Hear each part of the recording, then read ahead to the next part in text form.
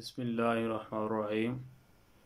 मेरे मोहतरम अज़ीज़ साथियों, भाइयों, बुज़ुर्गों, आप हज़रात के फ़ायदे के लिए फ़हमे गुस्ल कोर्स शुरू किया गया है, जिसमें गुस्ल करने का तरीक़ा, गुस्ल के फ़राइज़, गुस्ल की सुन्नतें और गुस्ल के कौन कौन सी मकरूहात हैं, इसके बारे में गुफ्तगू की जाएगी। गुस्ल का तरीक़ा यूँ समझें कि नियत हो गई कि मैं गुस्ल करने लगा हूँ। सबसे पहले इस्तिंजा किया जाए, फिर जो नापाकी लगी है उसको अच्छी तरह से धो लिया जाए। जो कपड़े ख़राब हुए उनको 3 मरतबा पानी डालकर अच्छी तरह निचोड़ के साफ़ करके अलग रखा जाए। उनको मशीन के अंदर वैसे ही ना फेंका जाए। अगर मशीन के अंदर वैसे फेंकेंगे तो बाकी जब कपड़े धोएंगे तो ये तमाम जितना भी पानी होगा उसको नापाक कर देगा।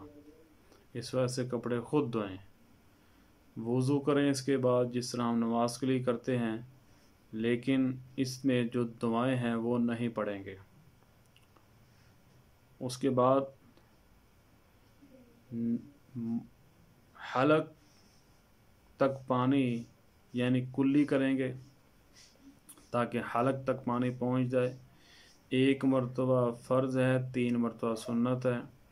नाक की नरम हड्डी तक 1 मरतबा पानी पहुंचाना फ़र्ज़, 3 मरतबा सुन्नत है।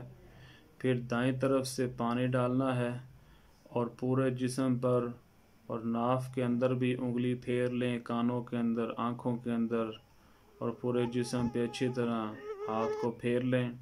साबुन हो तो बहुत बेहतर है। 1 मरतबा पूरे जिस्म को तर करना, कोई बाल बराबर कोई हिस्सा खुश्क ना रहे, फ़र्ज़ है, 3 मरतबा सुन्नत है। उसके बाद तौलिया इस्तेमाल करना या ना करना दोनों तरह सुन्नत है। सर्दियों के अंदर तौलिया इस्तेमाल करना सुन्नत है और गर्मियों के अंदर ना करना सुन्नत है, लेकिन जो करना चाहे वो कर सकता है। तो यूँ फिर जो दुआएं हैं वो अंदर नहीं पढ़नी बल्कि बाहर निकल के दुआएं पढ़नी हैं। ये मुख्तसर सा गुस्ल का तरीक़ा है।